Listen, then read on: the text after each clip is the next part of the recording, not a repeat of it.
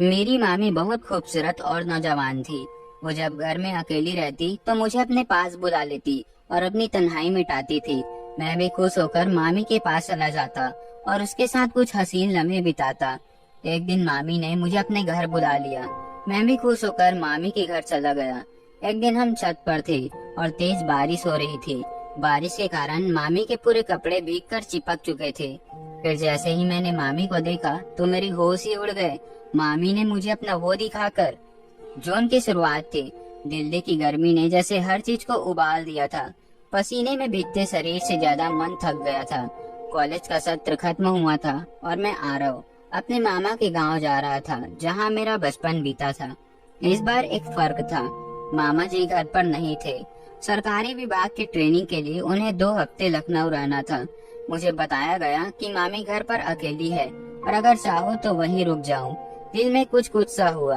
मामी जी, सोनाली मामी, वो नाम नहीं एहसास थी।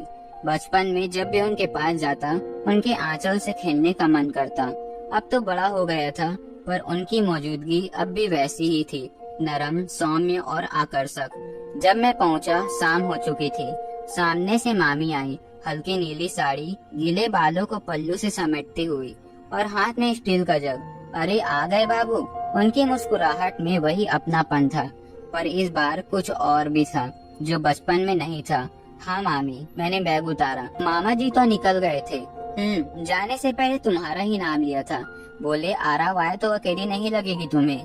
उन्होंने दूध को उबालने के लिए रखा और पास ही बैठ गई। बहुत बड़े हो गए हो अब। बचपन में तो चिपके रहते थे मुझसे, अब तो नजरों से भी दूर रहते हो। अब भी चिपक सकता हूँ मामी, आप कहे तो, मैंने मस्ती में कहा और वो चौंकी नहीं, मुस्कुराई। अब तो उनसे चिपकने वाली बात सोचूंगी तो जमाना क्या कहेगा। फिर कुछ पल चुप रही। चाय पियोगे या सीधे दूध? दूध, मैंने उनकी आंखों में देखकर कहा। अगर मामी के हाथों का हो तो। उन्होंने मेरी आंखों में झांका और कुछ देर यूं ही देखती रही। फिर उठी और कहा, चलो रसोई में आ जाओ, दूध अब उबलने ही वाला है। मैं रसोई में गया तो देखा कि मामी चूल्हे के सामने खड़ी थी और उनका पल्लू नीचे सरक गया था। मैंने धीमे से कहा, मामी पल्लू गिर रहा है। वो बिना देखे ही बोली, तुम्हें तकलीफ हो रही है या मजा आ रहा है? मैं हंस पड़ा, दोनों। वो झूठ खुलकर बातें नहीं की मुझसे। मामा तो बस काम में रहते हैं। मैंने धीरे से कहा, कभी किसी ने इतने हक से देखा नहीं होगा आपको मामी। वो कुछ पल चुप रही, फिर धीरे से दूध का गिलास मेरी ओर बढ़ाया। लो पी लो, गर्म है पर मीठा भी। मैंने गिलास पकड़ा और धीरे से कहा, जैसे मामी। वो मुस्कुराई, पर इस बार उस हंसी में थोड़ा दर्द था। गांव में दोपहरें लंबी होती थी। मामी खाना बना चुकी होती और फिर धूप से बचने के लिए अंदर आ जाती। एक दिन मैंने कहा, मामी कोई पुरानी फिल्म लगा दो ना टीवी पर। उन्होंने हंसते हुए पुराना चैनल लगाया और वैजयंती माला की पुरानी फिल्म चल पड़ी। हम दोनों साथ बैठ गए। फिल्म में एक सीन था जहां नायिका गीले बालों में मंदिर की सीढ़ियों पर खड़ी थी, बिल्कुल वैसे ही जैसे मामी कभी खड़ी होती थी। मैंने कहा, मामी आप भी ऐसे ही सीन में होती तो फिल्म तो हिट हो जाती, पर अगर तुम हीरो होते तो मैं हर सीन को असली बना देता। वो चुप रही और धीरे से बोली, फिल्मों में इश्क दिखता है आरव, असल जिंदगी में नहीं होता। तो क्या आपकी जिंदगी में कभी इश्क नहीं हुआ?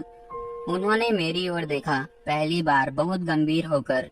हुआ था, लेकिन वक्त ने उसे घूंघट उड़ा दिया। गांव की दोपहरें बहुत गहरी होती है। बाहर की गर्मी और भीतर की खामोशी दोनों शरीर को नहीं, मन को पिघलाती है। खासकर जब किसी घर में सिर्फ एक जवान मामी और एक जवान भांजा हो। मामी अब खुलकर बात करने लगी थी। हर छोटी बात पर मेरी तरफ देखती और मुस्कुराती। मैं भी अब उनके सामने झिझकता नहीं था। उनके बालों में उंगलियां फिराना, चाय के दौरान उनके हाथ छू लेना, सब कुछ सहज लगने लगा था। या शायद हम दोनों के लिए असहज चीजें भी अब जरूरत सी लगने लगी थी।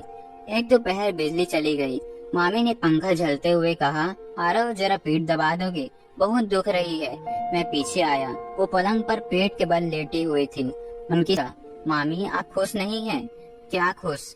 खुशी तो वो होती है जो किसी की बाहों में सिर रखकर महसूस होती है। यहाँ तो बस जिम्मेदारियाँ है।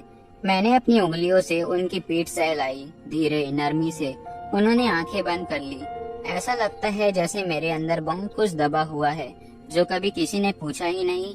मैं कुछ नहीं बोला, बस उनकी सांसों की लय सुनता रहा। अगले दिन मौसम बदल गया। शाम को अचानक बादल घिर आए और बारिश शुरू हो गई। मामी ने कहा चलो छत पर चलते हैं, बहुत दिन हो गए भीगने को। हम छत पर पहुँचे। चारों तरफ धूप गायब थी, सिर्फ बादल, बूंदे और ठंडी हवा। मामी भीग गई, उनकी साड़ी पूरी तरह भीग चुकी थी। पल्लू कंधे से फिसलकर उनकी कमर से लिपट गया था। बाल खुले थे, माथे पर टपकती बूंदे और आंखों में हल्की सी बेचैनी। मामी, आप बारिश में बहुत खूबसूरत लगती हो, वैसे भी हर मौसम आप पर फिदा हो जाती है। उन्होंने मुझे देखा, तो क्या तुम भी हो? मैंने झुककर उनके गाल से एक बूंद हटाई। शायद मौसम से भी पहले वो कांप गई, लेकिन दूर नहीं हुई। धीरे से बोली, आरव, अगर कोई अपनी हदें पार करना चाहे तो क्या वो पाप होगा? मैंने कहा, अगर वो प्यास है, इंसानी है, तो शायद पाप नहीं, अधूरापन है। हम दोनों कुछ देर तक छत पर भीगते रहे, बिना कुछ कहे। वो सीन किसी फिल्म जैसा था, लेकिन कैमरा नहीं था, सिर्फ एहसास थे। उस रात मामी ने एक नई बात कही, आरव, अगर डर न हो तो क्या तू आज यही सो सकता है? बहुत अकेलापन लगता है जब तू कमरे में चला जाता है। मैं चुपचाप सांस लेट गया कमरे में, लेकिन कुछ ऐसा सही गलत नहीं दिखते। मैंने उनका चेहरा अपनी ओर घुमाया। सिर्फ घर संभालने वाली औरत हूँ। मैंने उनके आंसू पूछे, आप सिर्फ मामी नहीं हो, एक औरत हो जिसकी अपनी भी प्यास, अपनी चाह होती है। उन्होंने मेरी उंगलियों को चूमा। आज बस मेरे पास रहो, मुझे मत तोड़ो। हम एक दूसरे के पास लेटे रहे, लेकिन उस रात कुछ भी शारीरिक नहीं हुआ। हमने सिर्फ एक दूसरे की उंगलियां थामी और एक लंबी सांस के साथ नींद आई। अगले दिन मामी ने मुझे रसोई में बुलाया। आरव, मैं जानती हूँ जो हो रहा है वो समाज की नजर में ठीक नहीं है, लेकिन मैं अपने दिल में ये पाप नहीं मानती। मैंने कभी किसी और से इतना जुड़ाव महसूस नहीं किया, ना मामा से, ना किसी और से।